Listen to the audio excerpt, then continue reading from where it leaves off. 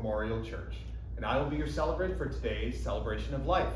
On behalf of the Hunt family, I would like to take this opportunity to welcome you all here as we remember Peter. I would like to also mention that many people are joining us here from great distances, including Toronto, Australia, and New Zealand. Let's take a moment also to add our condolences to the friends and family members who are unable to make it here to be with us this morning. Today, we have assembled a group of people whose lives were all somehow touched, influenced, and in most cases changed forever by having Peter in their lives. So many treasured memories are here today in this very room. Memories of a person who is not only very important to the loved ones and friends who are here today, but also someone who played a vital part to keep our country safe as one of Canada's most accomplished and respected intelligence officers of the Cold War. And as we can see here, he was also even honored by another country, our neighbors to the south. Peter leaves behind his daughter Stephanie and his son Kevin. He is predeceased by his daughter Julie.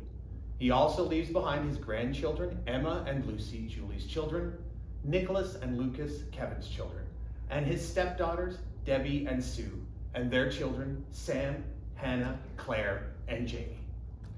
The people who are here at this gathering may have known Peter as a person who enjoyed gardening, reading, listening to classical music, playing cards and games, or sharing a very strong glass of gin and tonic. Always the entertainer, Peter took great pride in cooking up enormous feasts of Indian food. He also took great joy in witnessing his guests squirm as they took large mouthfuls of his volcanic chicken vindaloo, which I can tell from some people in this room may have been tricked by that clever ruse by him mixing it in with some of the other mild dishes. Everyone knew him as Peter, but some of you gathered here today knew him by a very different name. Some of these names may have included co-worker, confidant, best friend, and of course, father or dad. As we gather here today, I ask you to take a moment to think about who Peter was to you, as we invite some of the people up who knew Peter most to share their memories and emotions, as only these people, his people, can. So first, we will invite up Peter's son Kevin to start our celebration.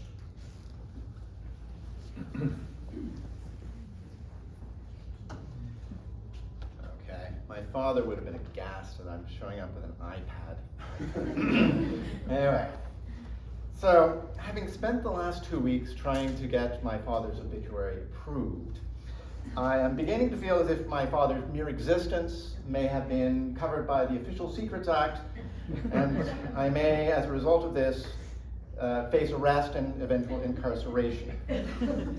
What I am clear about is that I'm here to pay tribute to a wonderful man who, in addition to being a great father, was an exceptionally dedicated public servant, who I have reason to believe had an important contribution to Canada's well-being and safety. Now, born in 1930, my grandparents Oliver and Eileen, my father faced tragedy early on and faced death of his father when he was just 3 years old. His mum went off to England to get support from about 9 sisters. And my father was pampered like you cannot believe.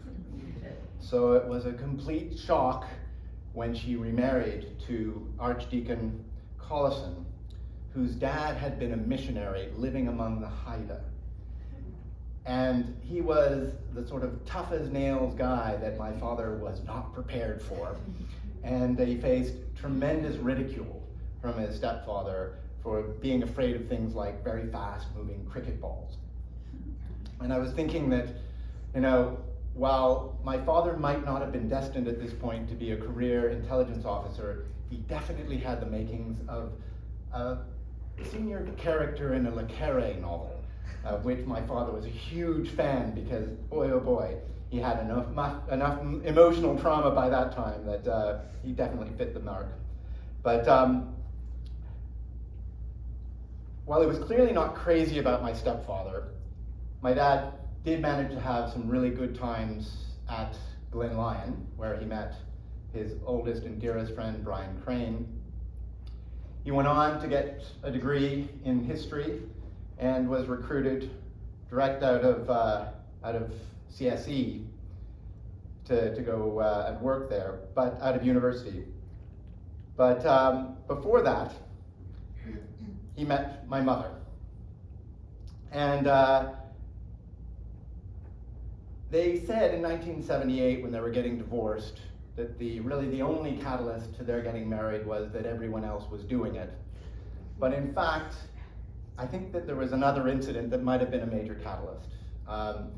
My father and his friend Nut Buddy, who was this mad scientist who I eventually met in Calgary, showed up in Nut Buddy's hearse to my mother's residence and pulled out a ladder and extended it and climbed up to the 3rd floor of my mother's residence and convinced her to come out dancing, which got her expelled from the residence.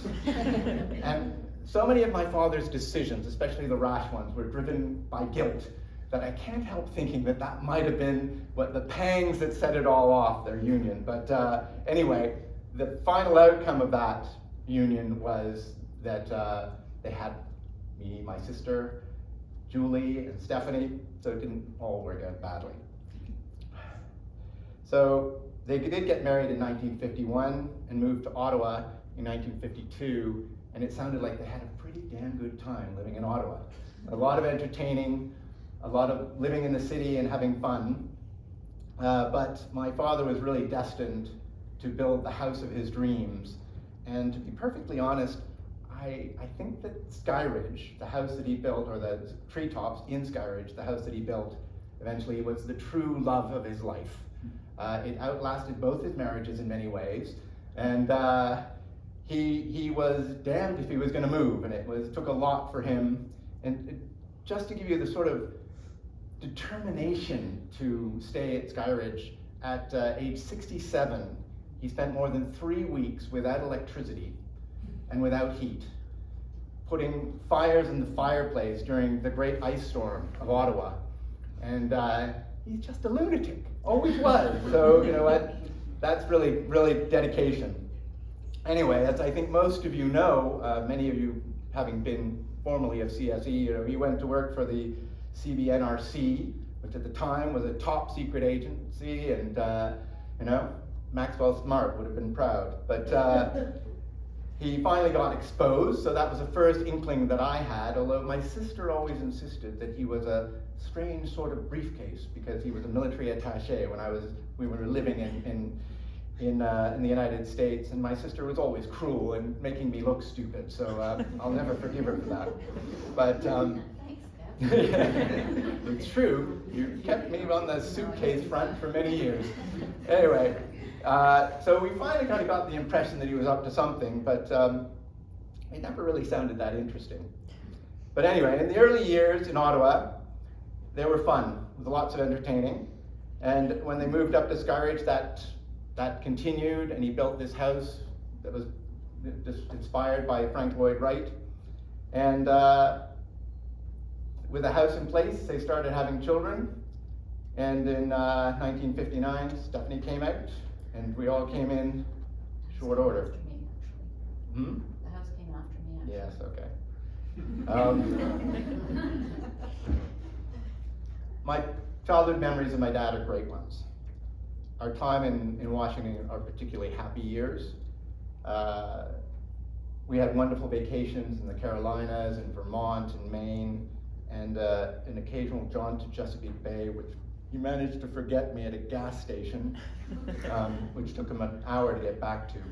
But that was the whole family involved, so we won't blame that on him. He also dutifully read us the Narnian Chronicles, one child after another, and cried at the end of the story each time. We all enjoyed going to the Rock Creek Park and throwing sticks in the river and chasing them down and seeing whose stick got the farthest. They were really happy times, and also fireworks at the reflecting pool in Washington were great fun. But eventually we returned to Ottawa in 1972 and spent weeks cutting down the shrubbery that had grown up as a result of the people renting our house not really taking care of the landscape.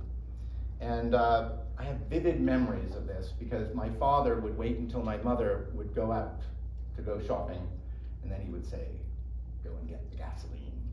And we would together throw on cupfuls of gasoline onto a smoldering fire and go woof. My father was a complete pyromaniac, and so am I. And I've got to say, I think my son Nicholas has inherited that as well, which is a worry.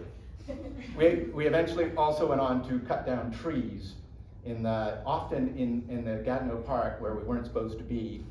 And he would always predict that they would fall in one way and it would always go in the other way. And it was a sheer miracle, in fact, that we ever got to the ages that we are at now. Anyway, we did get older, and were introduced to my father's very strong gin and tonics. And we had fabulous times playing games out on the porch. And my parents got divorced, and Stella he married her fairly quickly on after that, and her fabulous cooking and good cheer kept the drinks rolling and the party times. And I have this one memory of my sister Julie, who was so drunk that she was leaning up against the porch screen and was being gorged on by like 1,000 mosquitoes. If you've ever gotten to the house in Skyridge, it was really, June was this wall-to-wall mosquitoes, and she was completely eaten, so that her entire back was just a huge welt. But good times. One by one, we headed off to the university, and one by one, we also headed out of the country. And unlike my father, we didn't seem to want to put down roots, although eventually my sister put down roots in Australia, Julie in England, and I eventually came back to Canada for reasons I have never figured out. But here I am. Anyway, at this point, I would probably start to go into the unbelievable accolades of my father in terms of his career, but figuring out what is officially recognized and what is speculation and bump is extremely difficult. Neither my sister and I have first-hand knowledge of the facts, but some of the achievements are not disputed. This is not the version that I thought it was. Anyway, I love Microsoft. Its ability to synchronize is amazing. Anyway, let's see if I can remember it. So, the one thing about my father is that he was incredibly tight-lipped. And one of the anecdotes that I have to prove that is that I started dating a young lady from the Mexican embassy. And she showed an amazing interest in my father in meeting him. And it turned out later that she was in fact from Mexican intelligence. And I had been seeing my father for months and telling her about this girl, and she hadn't met her, but he never said a word. But at the time, of course, there was this huge media storm about how Canada might have been spying on Mexico during the NAFTA negotiations. And he never said a thing until finally he met her. And I think that he pulled one of those real counter-espionage moves, because he somehow, in his dialogue, his stories about Washington, convinced her to go to Georgetown, where she studied and eventually met her husband, who is now a CIA case officer. So she never went back to Mexico.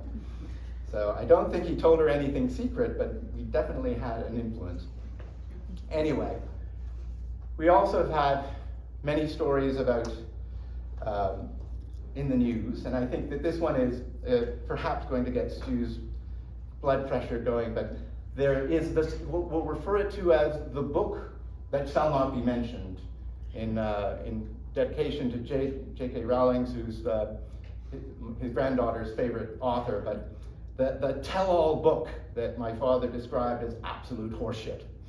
But yes, I'm sure there was. But anyway, and I think, yes, probably 90%. But there was this one mention of Stephanie, Operation Stephanie.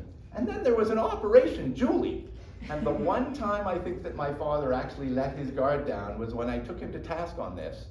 And I said, "Where is Operation Kevin?" And he was quick to explain that in those days, they only named hurricanes after women. Do you think it could be that was the case in spycraft? And I said, yes, maybe. Anyway, The great mystery about my father, though, is that he was a complete Luddite. So how he could have possibly have been in charge of such a technologically advanced organization and bought the biggest and most powerful computer in the world, or in Canada at the time, and would not accept a laptop computer from his children so that he could keep in touch is an absolute mystery to me, but that is what he did. But anyway, he was a wonderful man, and I hope that there will be more information on all the things that he did do and will eventually be talked about. But he was a warm and caring man, and we were very lucky to have him. Anyway, I'll leave it at that.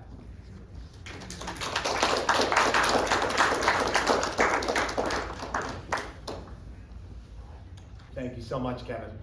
I would now like to invite up Emma, Peter's granddaughter, who has joined us today all the way from Australia to read some thoughts that have been sent here by Peter's stepdaughter, Debbie, who was unable to be with us here this morning.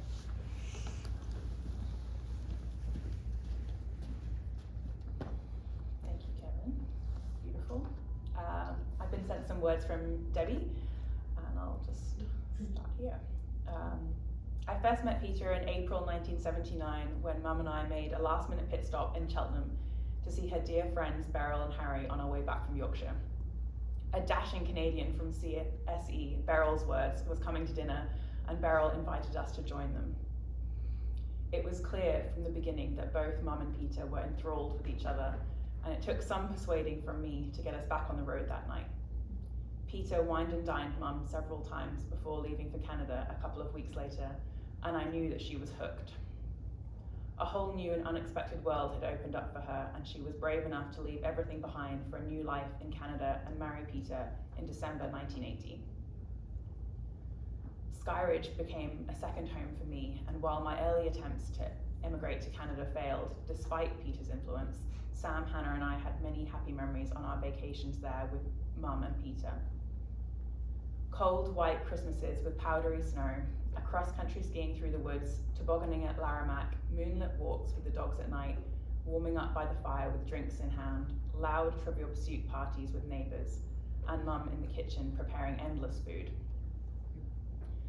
Summers brought sunny days at Meech Lake, Gatineau cottages with wet dogs, terrific thunderstorms, candlelit dinners and deep conversations during balmy evenings on the porch to the accompaniments of crickets and frogs. I'll remember Peter for many things, but mostly for stepping in where my own father was absent, welcoming LJ with open arms, walking me down the aisle at my wedding, listening to challenges without judgment. He was certainly in the right job. Encouraging me to pursue my dreams, providing a safe haven when I needed it, and for giving Mum another chance at happiness.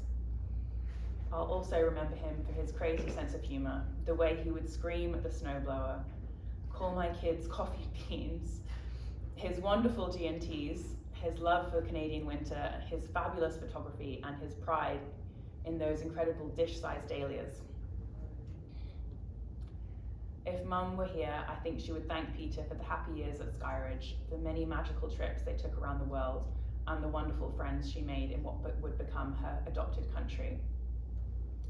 The day we moved them out of Skyridge, Mum and I sat on the 2 remaining chairs on the porch and raised our glasses to the last 32 years. Their marriage wasn't perfect, but I know there was love. I like to think that they are united once again, scotch in hand, where they can reflect on some of those happy times together. With love from us all, Debbie, Sam, and Hannah.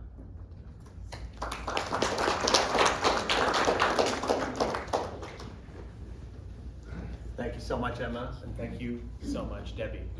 I would now like to invite up Peter's dear friend, Brian Crane, to speak about a friendship that has lasted a lifetime.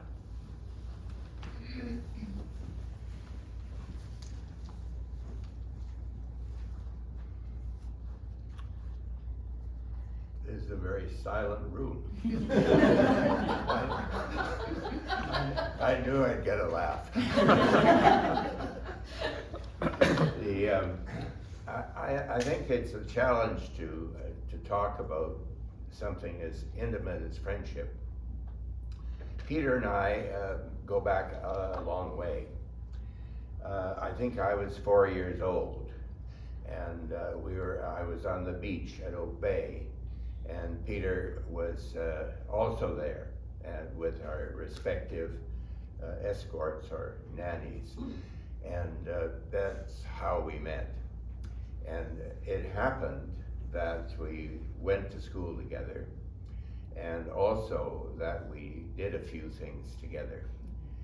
We were chums, and we got along pretty well.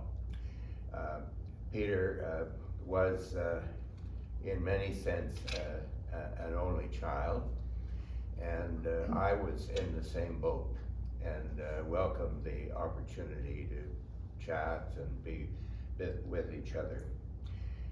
We did have some interesting times, very eccentric times, in that we, at one stage, we went to the school, Glenlyon, which was right not too far from my house, and Peter and I formed a detective agency, which quite appropriately was called the Crunt Detective Agency. And we would investigate very privately and confidentially infractions that had taken place by fellow students. And I don't think we were disciplined in the appropriate way, but that detective agency did not last very long. Another activity which was a sort of in the same vein of secrecy that has surrounded Peter throughout his life was the formation of a secret society. This occurred a few years later. It was called, I think, the Society of the Black Cross, or Cook's Niggers. And we were accompanied in that activity by other rather curious and eccentric individuals. One of them was Godfrey Hearn, whose daughter is here today, Sarah, and who there she is. And we had secret incantations or chants we performed. We visited the golf course at night in moonlight, and we did various things which we thought were very mysterious and fun. Rodney Sykes, who later became mayor of Calgary, was also a member of this august group. And when we had functions, which often took place in my dining room, we were gowned in my grandmother's curtains, which had been discarded.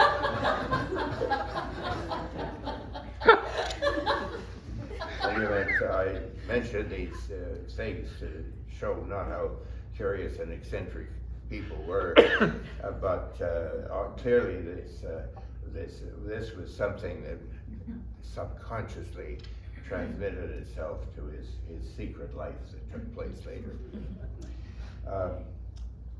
One thing about Peter, which I discovered later, was that he had a great interest in his family.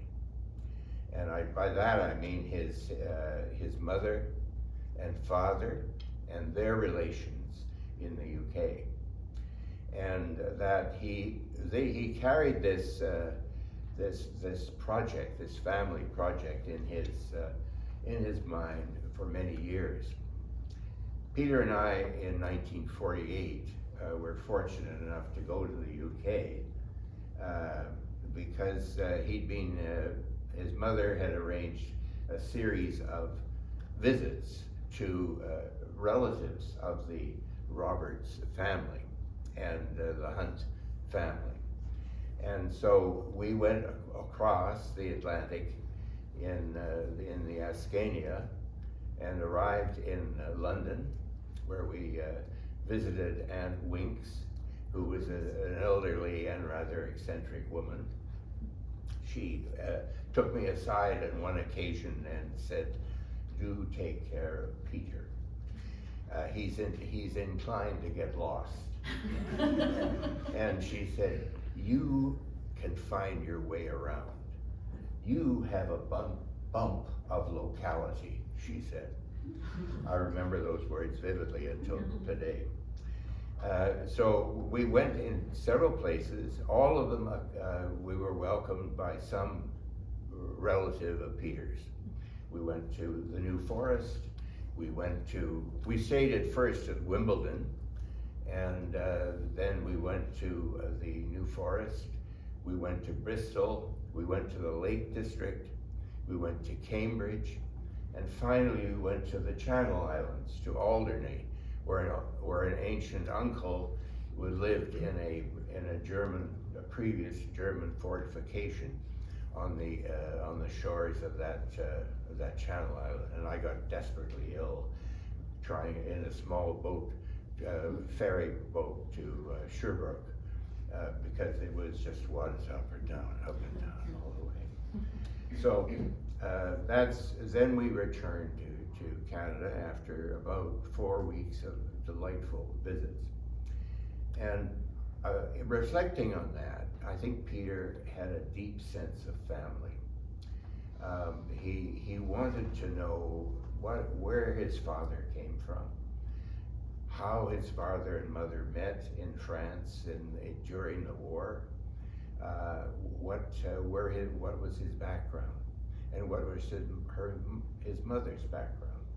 And as a result of that, in his later years, long after he had retired, he started a family history, and his great friend Mona Brown was instrumental in putting that together and in digital form.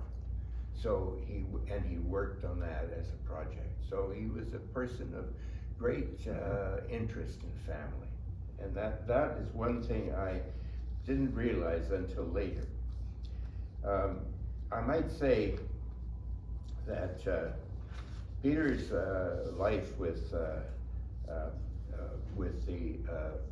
CSE, which was mentioned earlier by Kevin in his remarks, was never something that Peter and I discussed.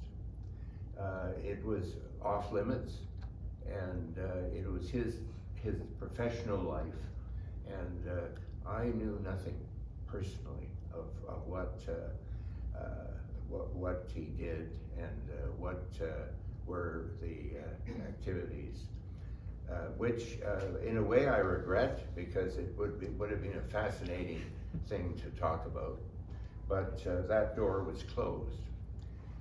He was, as Kevin said, tight-lipped, and he has, in many respects, a very private person. I did want to mention also that he has had a great sense of perfectionism, or he was obsessed with detail and with doing things right. And this must have translated into his professional life, and it had a great deal to do with how he took up his pastimes. He was a great gardener, but he had to do things absolutely by the book. And he was a good photographer, but he wanted absolute perfection in the final product. And as I mentioned, the family history was a project which he never quite completed, but it indicates his great sense of detail. I think what has recurred in the reminiscences that I have read in the comments about Peter, I would reflect on his house at Treetops on Basswood Lane at Skyridge. There he found his kingdom, and I can remember evenings we spent, my family and I, and others in wonderful convivial gatherings. Marlene Hackwile, who could not be here today, and who with her husband, worked at CSE, has many memories of that time, and I thought I would share with you a brief note that she sent to me, and knowing that she would not be able to be here today. She said, "Thank you for letting me know about Peter. My goodness, what an innings he had. You and I, Brian, can look back on some fabulous times with the Hunts, with first Jackie and then Stella as the matriarch, who ruled the house in Sky Ridge. What laughter, what food, what fun." And that sort of tops it all off. I remember vividly the icy driveway going up to Peter's house with the car slipping and sliding. So he had to go back and take another run at it. And just worried that it might go into the ditch, which happened on one occasion, unfortunately. And then the log fires and the warmth of the hospitality. And reflecting on this too, what diverse backgrounds are in this room. How different people have touched Peter has touched their lives, and how it really is a testament to him and to the wonderful friendship that he treasured. Didn't always express himself, didn't always come out and display the romantic stream that was underlay him, but he felt deeply about family, about friends, about conviviality, and sharing things, and how important it is for all those of us who are in different places in the world now to keep in touch with each other, treasure our memories, treasure our family connections, and not to forget those who have loved us and who we have loved. Thank you.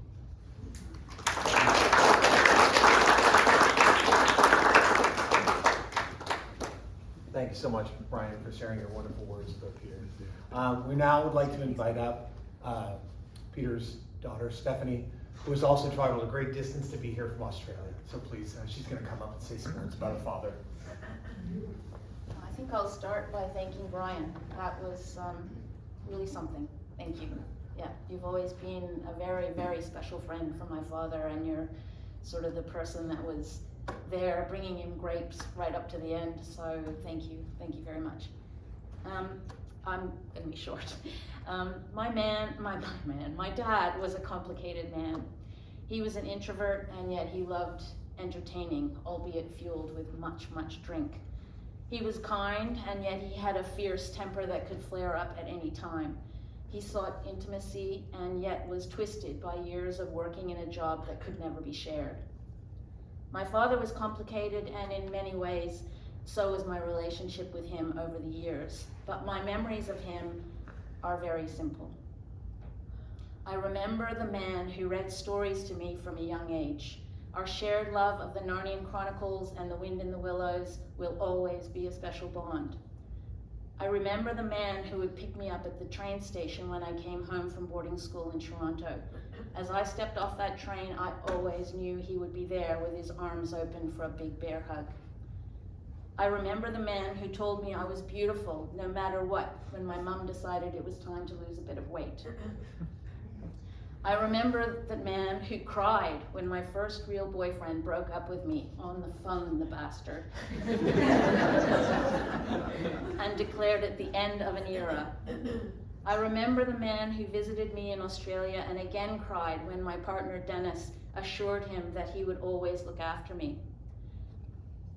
I remember the old man who somehow cut through his addled brain to declare, "This is my daughter," with great pride when I visited him just before COVID. When I remember my dad, I will remember his love the greatest gift a father can give a child, and I will be forever grateful for that gift. Thank you.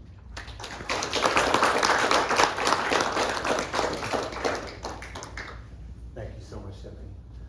So the family has prepared a slideshow that we're going to show now. So we'd like to ask everyone to take this opportunity to share in some of Peter's memories set to the music from one of his favorite films, Casablanca.